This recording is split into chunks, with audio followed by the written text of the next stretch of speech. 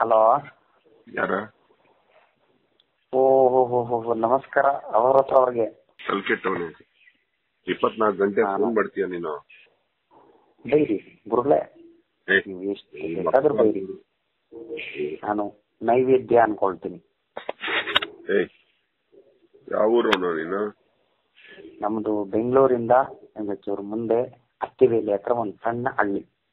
Okay, ಏನ್ ಬೇಕು ಇವಾಗ? ನಿಮ್ಗೆ ಒಂದು ಕ್ವಶನ್ ಕೇಳಬೇಕು ಅಂತ ತುಂಬಾ ದಿನದಿಂದ ಫೋನ್ ಮಾಡಿದೆ, ಬಟ್ ಇವಾಗ ಎತ್ತಿದ್ದೀರಾ. ಸಾಲ ಮಾಡಬಾರ್ದು, ಕ್ವಶನ್ ಕೇಳಬಾರ್ದು ಅಂತ ಹೇಳಿದಿನ ಇಲ್ವಾ? ಹಾ, ಡೆಫಿನೆಟ್ಲಿ ನಾನು ಯಾವ್ದು ಸಾಲ ಮಾಡ್ಕೊಂಡಿಲ್ಲ.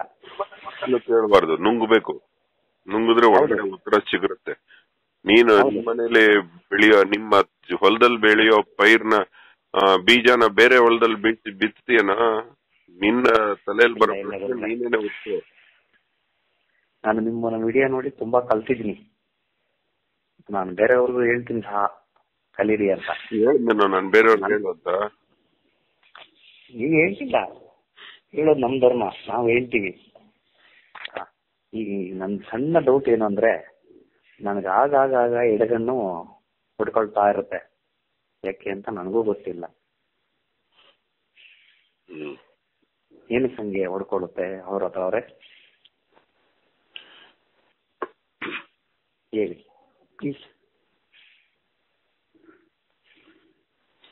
ಅದು ನರ್ವಸ್ ಸಿಸ್ಟಮ್ ದೇಹದಲ್ಲಿ.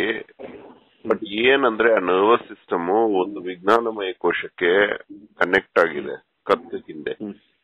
ಆ ಕತ್ತು ಹಿಂದೆ ಕನೆಕ್ಟ್ ಆಗಿರೋದು ನಾವು ಮುಂದೆ ಹುಟ್ಟೋಕ್ ಮುಂಚೆ, ಹುಟ್ಟಿದ ನಂತರ ಎಲ್ಲ ಕನೆಕ್ಟ್ ಆಗಿರುತ್ತೆ. ನೀನು ಗೊತ್ತಿಲ್ಲದೆ ಎಷ್ಟೋ ಪಾಪಗಳು ಮಾಡಿರ್ತೀಯ, ಹಿಂದಿನ ಪುಣ್ಯಗಳು ಮಾಡಿರ್ತೀಯ. ಆ ಪುಣ್ಯದ ಫಲ ಬರೋವಾಗ ಬಲಗಣ್ಣು ಹೊಡ್ಕೊಳತ್ತೆ, ಪಾಪದ ಫಲ ಬರೋವಾಗ ಎಡಗಣ್ಣು ಹೊಡ್ಕೊಳತ್ತೆ. ಸುಮ್ನೆ ಒಂದ್ ಸಿಗ್ನಲ್ ಕೊಡುತ್ತೆ, ಇವಾಗ ಬರ್ತಾ ಇದೆ. ಆ ಜನ್ಮದಲ್ಲಿ ನೀನು ಮಾಡಿದ್ಯಲ್ಲ, ಹೊಡೆದು ಉರುಳಿಸಿದ್ಯಲ್ಲ ಮರ, ಅದರ ಪರಿಣಾಮ ಬರ್ತಾ ಇದೆ, ಸ್ವಲ್ಪ ಎಚ್ಚರವಾಗಿರು ಅಂತ ಎಚ್ಚರಿಸುತ್ತೆ. ಅದು ಸುಪ್ತ ಮನಸ್ಸಿನ ಗುಣ. ಅದು ಬಿಡು, ಅವೆಲ್ಲ ನಂಬೋದಿಲ್ಲ, ಮೂಢನಂಬಿಕೆ ಅಂತ ಅನ್ಬೋದು. ಒಬ್ಬೊಬ್ರು ನಂಬದವ್ರಿಗೆ ನಂಬದಂಗ್ ಬಿಡು ಅದು. ನನ್ನ ಮಗಳಿಗೆ ದೀಕ್ಷಾ ಅಂತ ಹೆಸರಿಟ್ಟಿದ್ದೀನಿ. ನನ್ನ ಮಗಳಿಗೆ 1 ವರ್ಷ 3 ಮಂತ್ ಆಗಿದೆ. ದೀಕ್ಷಾ ಅಂತ ಹೆಸರಿಟ್ಟಿದ್ದೀನಿ. ದೀಕ್ಷಾ? ಅದು ದೀಕ್ಷಾ ಅಲ್ಲ.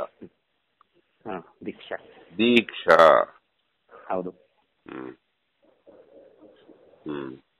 ಒಳ್ಳೆ ಹೆಸರಿಟ್ಟಿದ್ದೀನಿ. ಇಡು ಫೋನ್ ಸಾಕು. ಒಳ್ಳೆ ಹೆಸರು.